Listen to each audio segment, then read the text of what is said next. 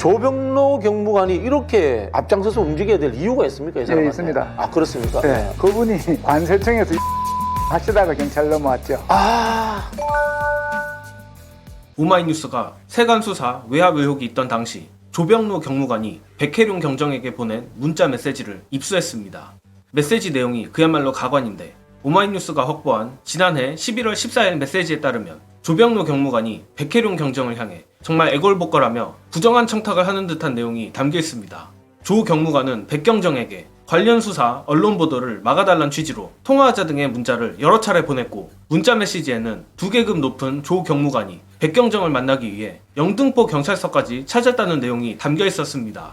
결국 조 경무관의 노력 덕분인지 두 사람의 통화는 이날 한 차례 이뤄지는데 조 경무관은 통화에서 언론 보도에 제 이름이 안 나오게 해달라, 승진의 마지막 기회다, 살려달라 등 사실상 외압 내지는 부정한 청탁이나 다름없는 말을 했습니다. 골 때리는 건 조 경무관은 12일 오마이뉴스에 보낸 문자 메시지를 통해 사실이 아닌 일방적인 내용이 언론에 보도될 경우 많은 오해를 야기할 수 있다는 생각에 언론 보도가 되지 않도록 해달라고 간곡히 부탁하고 읍소한 것이라고 해명했는데, 심지어 인사권자 등 윗선에 압력이 있었는지 묻는 질의엔 당시 연말 승진 인사가 있는 시점이었다며 자신이 수원 남부경찰서로 이른바 좌천 인사가 난 게 이 오해에 기반한 언론 보도와 무관하지 않다 생각한다는 취지의 후안무치한 답까지 했습니다. 그러나 당시 백혜룡 경정에게 가해졌던 외압들을 보면 조 경무관의 말을 도저히 믿기가 어려운데, 마침 오늘 유삼영 총경이 왜 이 조병로 경무관이 이렇게까지 무리하게 이 일에 개입을 한 것인가에 대해 말씀하셨습니다.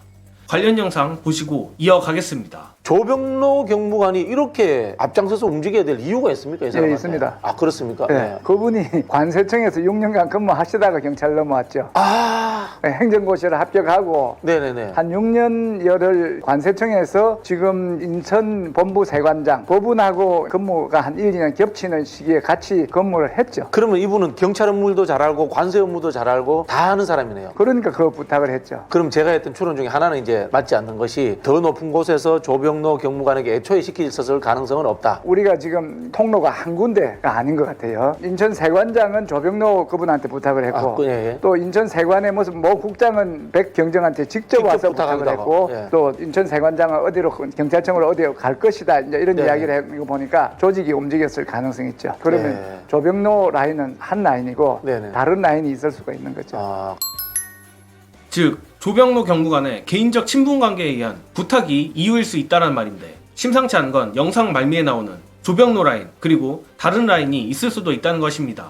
물론 조 경무관이 개인적 친분 때문에 이런 외압을 행사했다 하더라도 문제지만, 더 큰 문제는 이번 사건이 개인 단위가 아닌 더 거대한 조직이 움직인 정황이 있다는 것인데, 이 부분도 영상으로 가름하겠습니다. 그 용산을 의심하는 게 이종호 그 사람하고 조병로가 연결되기도 하지만, 이게 인사혁신처에서 조병로 경무관을 징계를 또 없애버리고, 그래서 인사혁신처가 이 일에 좀 우호적으로 대처를 했다. 그 인사혁신처가 그렇게 불문 처리하는 확률이 한 5%라고 이제 보도가 되는데, 세관이 있고 또 경찰 이제 상선에서 이제 그런 압력이 있는 것 같고, 또 검찰에서 압수영장은 사실관계 확인한 거기 때문에 그 쉽게 내줄 수 있는 영장을 안 내주고 늦게 내주는 거 보니까 4개 기관이 관련이 됐다. 그렇게 하면 4개 기관의 로비를 한 것보다는 그 우선에 있는 한 개 처에 로비가 들어갔을 수가 있죠.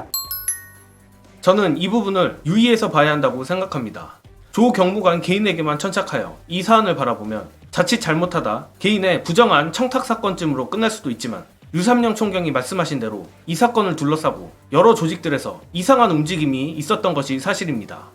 결국 합리적으로 생각해봤을 때 류 총경이 말씀하신 대로 윗선에 있는 한 개의 척, 바로 이곳이 몸통이라고 생각합니다.